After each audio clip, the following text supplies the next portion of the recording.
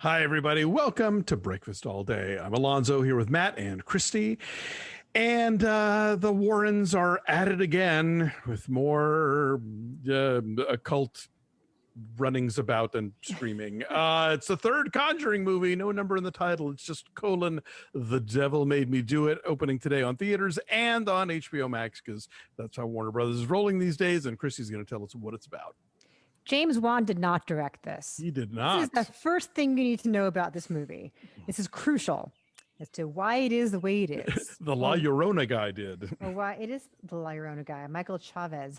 So at the beginning of this film, as is so often the case in the Conjureverse, Ed and Lorraine are at someone's house, and they're there for what is an exorcist of a little boy. It's often some kind of like seance, some kind of ceremony. They're recording, they're trying to extract whatever evil spirit is inhabiting a person. And so they are there with a priest. He's a little sweet 8-year-old boy, and he has been possessed.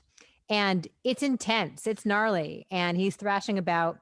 And the boy's older sister's boyfriend, a guy named Arnie. This is a true story. Arnie's a real guy. They're all real people, as we know. Ed and Lorraine are real people. And Arnie says, "Take me." You don't believe that Ed and Lorraine are real, Matt? I mean, I know that I believe they're real. I don't believe. I don't think they were for real, but those clothes are real. Those frilly necked blouses she wears are real, and we're gonna get howdy. They are crucial. They are the most enjoyable part of this whole movie, is what Vera Farmiga gets to wear. So Patrick Wilson and Vera Farmiga, once again, as Ed and Lorraine Warren, are trying to pull the spirit out of the body, and this older guy, this like older teenage guy, says, "Take me, leave him, take me, come into my body instead." And the demon's like, "Okay, cool," and does that. And so get me on Father Karras. And so good job. And so in the process, Ed has a heart attack in the middle of all of this. And so the person who says, "Take me," Arnie, is like intermittently possessed. It's not all the time. It's just sometimes, sometimes the devil tells him to do stuff. And for a treat. Like, so is he? What's that? So he's possessed and then sometimes repossessed? Sometimes. Dispossessed. He's a nice guy, and he wants to marry the older sister, and they work at this dog grooming place and whatever. Everyone's happy in 1981 in small town Connecticut. And eventually, though, he kills somebody. So really, this movie is more of a murder mystery than it is like a supernatural kind of haunting exploration. Well, they have to prove elements of both. That he was possessed, so they can like convince a jury. It becomes like CSI Danbury, Connecticut, because they had to prove, right? Can they prove in a court of law that the possession is what inspired him to kill? 9/10 of the law. Right. Did the devil make him do it? That's what it's about. And I just found this so fucking boring. It goes back and forth between two different stories that I'm really not all that interested in. It's Arnie, and he's in jail and or the hospital, and it's the Warrens, and it's Lorraine's increasing supernatural connection to what is the origin of this curse, the thing that is making people, behave in evil ways. Yeah, the first two movies were kind of fun, like jumpy horror movies with like the thing in the basement or in the closet or whatever. And, I think James Wan is really good at sort of timing that kind of thing out. And I mean, he could make this into one of the scariest things that happened in a movie that year. This guy is not James Wan. And so what you're left with, yeah, you're right. This one to me felt more like a faith-based superhero movie, because this movie is like going out of its way to let you know that this is all real. And because we're Catholic, we can fight the devil. Oh, and there's a devil for sure, because there's also a God for sure. And then it becomes down to like Lorraine's ability to like intuit things and go to a place and touch things, and then suddenly she's there and she sees what happened, and it's all about like how powerful they are, and it's not particularly scary, and it's not particularly interesting or tense. Like, it was never tense. Like it's almost 2 hours long, and the pacing just drags the whole way through. Mm-hmm. Matt, what do you think? Well, full disclosure, I had a couple of drinks with Gray, and then we went and saw this movie in the theater. Yeah, how did you see it? I think she got to a screening that was like a press screening, because I saw this like 3 weeks ago. Where'd you see it? At Burbank. Did you see it before you saw us at A Quiet Place 2? Was this really your first press screening? Are you cheating on us with Gray Drake? Maybe. Aww. It was just drinks. Oh, No, I know that Warner Brothers did show this to some people because, like, I assigned a critic at TheWrap, and they had a screening that was like at the IMAX out in Playa Vista.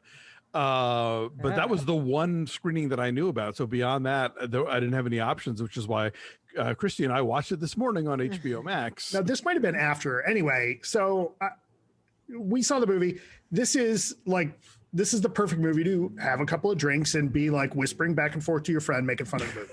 And in that case, it was fun. You know, I think I'd fall asleep. If I were drinking, I think I would fall asleep because it's like dark and it's really slow.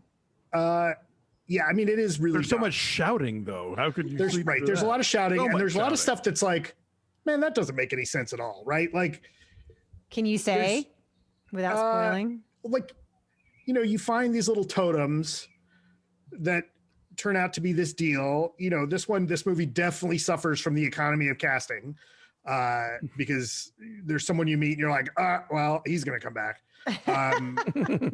But the other part of it is like, you never, like when you find out, it just never really, like, you know, a lot of times, especially in the Conjuring movies, you'll find what the connection was to some ancient evil, right? This one doesn't really give you that kind of at all. And like, why were those people picked? Was it just some random, like they were available and we were hungry? Okay. It doesn't really make a lot of sense. And the thing is, yes, they really talk about the words of these Catholics and they have this great relationship with the church and they can get real exorcisms done and blah, blah, blah. Lorraine would have been burned as a witch. Not 200 years earlier.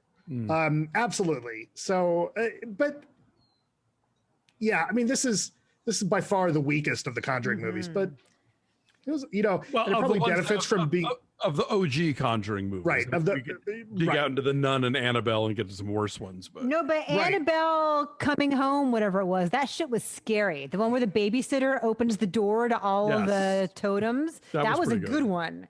I have a quick. Go ahead. No, so one of the few moments in this movie that I liked early on, they're trying to convince like the DA that like this guy didn't commit the murder because of demonic possession. She's like, if you're not going to convince me, how are you going to convince the jury? And they're like, well, come to our house and we'll show you our like closet of, you know, of souvenirs. And then they cut to the courtroom and like days later, and she's still like, right. She met Annabelle. Exactly. So I'm thinking like, but like that's shitty. Give me that whole movie.